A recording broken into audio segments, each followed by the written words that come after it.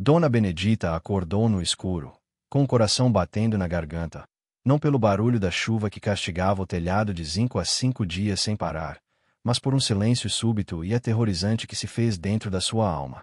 No meio da tempestade que afogava o Rio de Janeiro, uma voz, clara como o dia, sussurrou no ouvido dela uma única ordem: levanta e sai. Agora. Ela olhou para os 3 netos dormindo na cama amontoada no canto. O barraco parecia firme. As paredes de madeira que seu falecido marido ergueu não tremiam. O vizinho do lado, seu Geraldo, dizia que aquele pedaço do morro era rocha pura, que nada derrubava. A lógica dizia para ficar, para não arrastar crianças para a lama e o frio da madrugada. Mas a voz não discutia a lógica. A voz trazia uma urgência de vida ou morte. Você consegue imaginar a coragem necessária para abandonar a única segurança que você tem, no meio da noite, debaixo de um dilúvio, baseada apenas em um pressentimento? O que você faria se Deus te acordasse e dissesse que o chão debaixo dos seus pés, que parece sólido, está prestes a deixar de existir? Esta história, ambientada na tragédia real das enchentes de 1966 no Rio de Janeiro, não é sobre a fúria da natureza. É sobre a sensibilidade de uma avó. É um testemunho de que, quando o mundo está desabando lá fora, o aviso de Deus vem de dentro. E quem obedece a esse aviso, contra todas as probabilidades, vive para contar. Se você acredita que Deus fala conosco nos momentos de perigo, já se inscreve no canal e deixa seu like. Isso ajuda essa mensagem a chegar a quem precisa ouvir. Vamos voltar para aquela noite escura de 1966. Nossa história acontece num cenário de caos. Janeiro de 1966. O Rio de Janeiro, a cidade maravilhosa, tinha se transformado num cenário de guerra. O verão, que deveria ser de praias cheias e sol, trouxe a maior chuva que a cidade já tinha visto em décadas. Não era uma chuva de verão passageira. Era um castigo. O céu se fechou numa cor de chumbo e despejou água por 4 dias e 4 noites seguidas. A cidade estava paralisada. As avenidas viraram rios. O jardim botânico estava submerso. Mas o verdadeiro drama não estava no asfalto. Estava nos morros. A terra, encharcada até o limite, começava a ceder. O Rio de Janeiro, com sua geografia de pedras e vales, estava derretendo. No alto do Morro da Formiga, na Tijuca, vivia Dona Benedita. Benedita era uma mulher de 58 anos, negra, com mãos calejadas de lavar roupa para as madames da Zona Sul e joelhos calejados de rezar no chão de cimento. Ela era a matriarca, a rocha da família. Sua filha, a mãe das crianças, trabalhava como doméstica em Copacabana. Com a enchente, estava ilhada na casa dos patrões, sem conseguir voltar há 3 dias.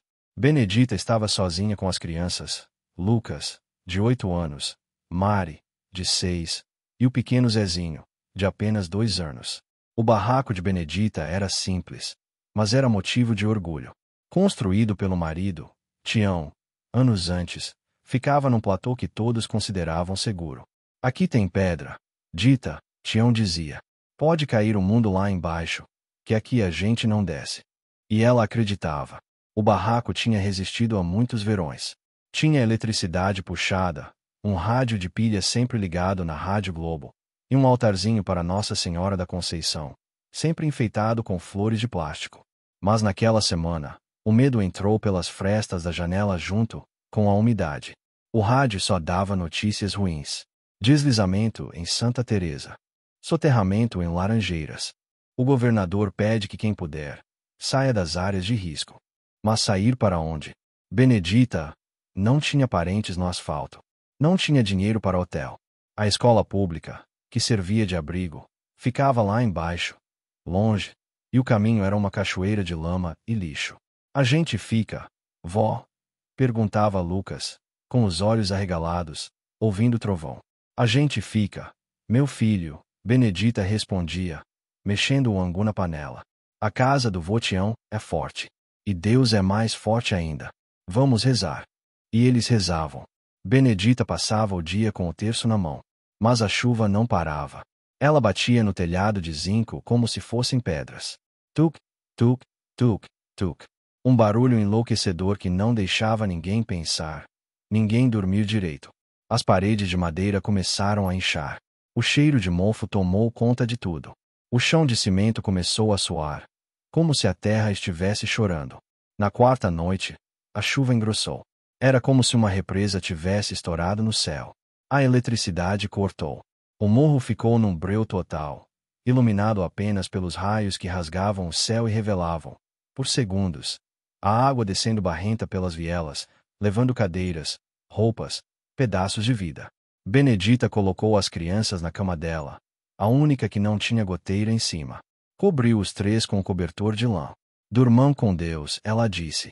Ela se sentou na cadeira de balanço, vigiando. O sono era um luxo que ela não podia ter. Mas o cansaço vence.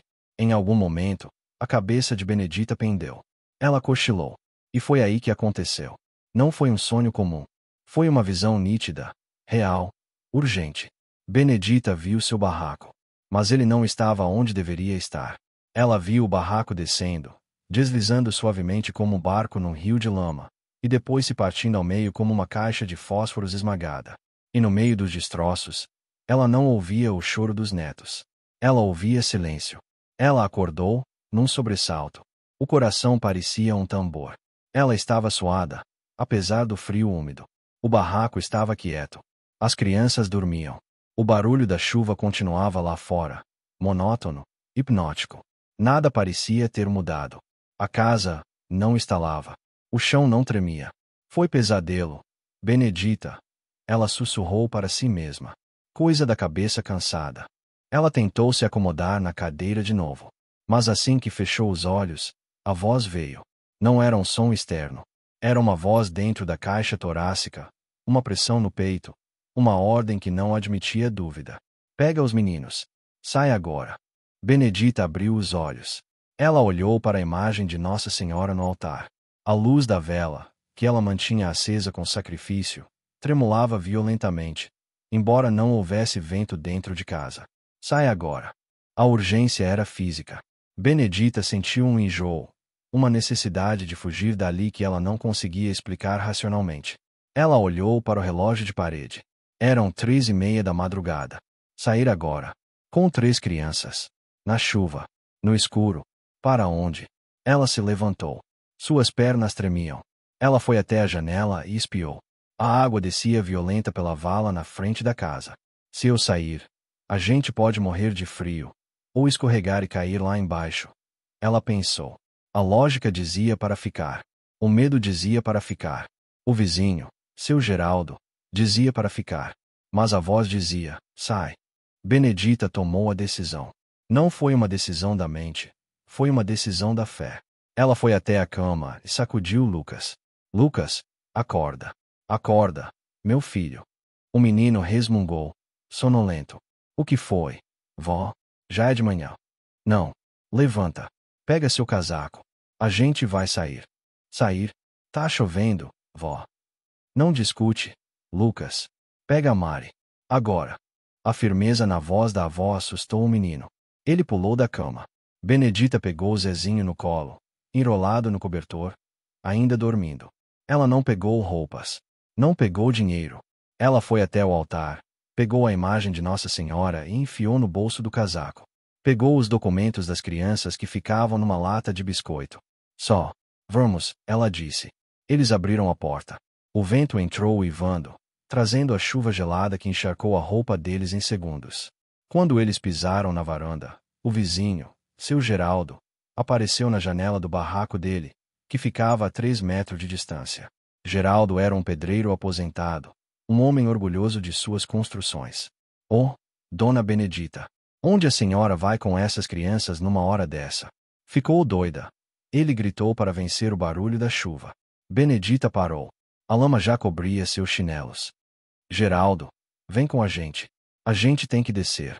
Eu recebi um aviso. Geraldo riu. Uma risada alta, incrédula. Aviso? Aviso de quem? Do rádio. O rádio não disse nada desse morro aqui. Essa terra é firme, Benedita. Eu cavei a fundação com a minha mão. Tem pedra aqui embaixo. Volta para dentro, mulher. Vai matar essas crianças de pneumonia. Benedita olhou para Geraldo. Ela viu a certeza nos olhos dele. A certeza do homem que confia no que vê, no que toca. Mas ela não estava se guiando pelo que via. Geraldo, pelo amor de Deus. A terra tá gemendo. Eu senti. Vem. Eu não saio da minha casa, Benedita. Pode cair o céu. Daqui eu não saio. Vá, senhora, com suas cismas. Ele fechou a janela com força. Benedita sentiu um aperto no coração, uma tristeza profunda, mas não podia esperar. Ela segurou a mão de Mari com força. Segura no cinto do Lucas, Mari. Não solta por nada. Lucas, segura na minha saia. Vamos. A descida foi um pesadelo. As vielas tinham virado cachoeiras de lama. A cada passo, o pé afundava até o tornozelo. A lama puxava, como se quisesse segurá-los lá em cima. O pequeno Zezinho chorava no colo, o peso dele aumentando com a chuva que encharcava o cobertor. Mari escorregava e chorava. Vó, eu tô com medo.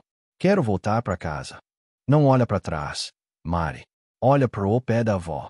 Só olha pro pé da avó, gritava Benedita. Ela orava em voz alta, não uma oração bonita, mas um mantra de sobrevivência. Valha-me Deus, guia meu pé. Valha-me Deus, firma essa pedra. Eles desceram por 10 minutos que pareceram 10 anos. Escorregando, caindo, levantando. Passaram por outros barracos fechados, escuros. Benedita pensou em bater, em gritar. Mas a voz dentro dela dizia: não para. Desce. Eles chegaram num platô mais baixo, onde havia uma pequena venda de alvenaria, com uma marquise de concreto. Era o ponto de encontro do morro. Já havia algumas pessoas ali, encolhidas, olhando para cima. Benedita arrastou as crianças para debaixo da marquise. Ela estava sem fôlego. O coração parecia que ia explodir. Ela encostou na parede fria e abraçou os 3 netos, todos tremendo, todos sujos de barro vermelho da cabeça aos pés. Pronto. Ela ofegou. Pronto. Estamos aqui. Por que a gente veio? Vó? Lucas perguntou, limpando a lama dos olhos. O seu Geraldo disse. Ele não terminou a frase. O som começou. Primeiro, foi como o estalo de um galho seco gigante se partindo. Craak! O som ecoou pelo vale, mais alto que o trovão. Todo mundo debaixo da marquise parou e olhou para cima. Depois, veio o rugido. Um barulho grave, de terra se movendo, de pedras rolando, de árvores sendo arrancadas pela raiz. Era o som de uma avalanche. Benedita tapou os olhos de Mari e Lucas. Não olha. Reza! Ela gritou. Lá em cima, na escuridão, a encosta onde ficava a casa de Benedita cedeu. A terra, saturada de água, pesada demais para suportar a si mesma, descolou da rocha. Não foi um pedaço pequeno. Foi uma fatia inteira do morro. O barraco de Benedita, o orgulho de Tião, desceu. O barraco de seu Geraldo desceu. A terra desceu como uma onda sólida, engolindo tudo no caminho. Postes, árvores, escadas. O barulho da destruição era ensurdecedor, misturado com o som de metal retorcido e madeira estraçalhada. A avalanche parou 50 metros acima de onde eles estavam. Depois, o silêncio. Aquele silêncio horrível que vem depois da tragédia. E então, os gritos. Gritos de vizinhos chamando por nomes. Gritos de socorro abafados. A sirene de um carro de polícia lá longe, na avenida, que parecia um brinquedo diante da força daquela montanha. Lucas olhou para cima, paralisado. Onde deveria estar a luzinha da varanda de casa? Não havia nada. Só o corte escuro na terra. Vó, ele sussurrou. A casa. Benedita não olhou para cima. Ela apertou os netos contra o peito, sentindo os coraçõezinhos batendo rápido contra o dela. Eles estavam vivos. Sujos, molhados, sem teto, sem roupas, sem nada. Mas vivos. A casa se foi. Meu filho, ela disse, as lágrimas quentes lavando a lama do rosto. Mas nós estamos aqui. Deus é maior que a casa. Quando o dia amanheceu, a cena era devastadora. O Morro da Formiga tinha uma cicatriz vermelha aberta. Onde ficava o barraco de Benedita e de Geraldo, havia apenas um amontoado de terra, pedras e pedaços de zinco. Os bombeiros chegaram. Eles cavaram. Encontraram o que restou da casa de Geraldo. Ele não teve tempo. A certeza dele, a confiança no concreto e na pedra, foi sua tumba. Ele morreu dormindo, ou talvez tenha acordado no último segundo, tarde demais. Benedita e as crianças foram levadas para o abrigo, na escola municipal. Quando a filha de Benedita finalmente conseguiu chegar, 3 dias depois, vinda de Copacabana, ela caiu de joelhos aos pés da mãe, chorando, beijando as mãos calejadas daquela mulher que salvou seus filhos. Mãe, como a senhora sabia? A filha perguntava. Como a senhora soube a hora exata? Benedita tirou do bolso do casaco, ainda úmido, a imagem de Nossa Senhora da Conceição. Estava intacta. Eu não sabia. Minha filha, Benedita respondeu. Eu só ouvi. Quando o mundo grita medo, Deus sussurra coragem. O difícil não é ouvir a voz dele. O difícil é ter coragem de largar tudo e obedecer. Benedita perdeu tudo naquele dia. Perdeu o rádio, perdeu os móveis, perdeu as fotos do marido. Mas ela nunca considerou aquele dia uma tragédia.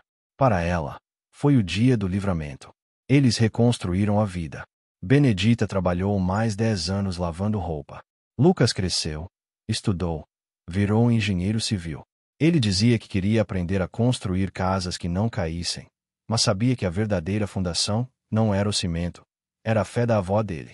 Essa história nos ensina que a nossa segurança não está nas paredes que construímos, nem na lógica que usamos para nos acalmar. A nossa segurança está na nossa conexão com o divino.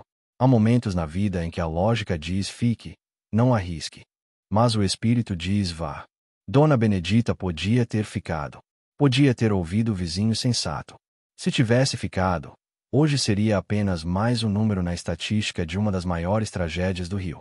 Mas ela escolheu parecer louca aos olhos dos homens para ser salva pelas mãos de Deus. Você já sentiu esse aviso? Essa inquietação que te tira o sono e te manda mudar de direção? Não ignore. Pode ser que não seja apenas medo. Pode ser o sussurro que vai salvar a sua vida. Se essa história tocou seu coração, deixe seu like no vídeo. Se inscreva no canal para ouvir mais histórias de milagres que aconteceram no nosso Brasil. Compartilhe com quem precisa aprender a ouvir a voz de Deus no meio da tempestade. Fiquem na paz.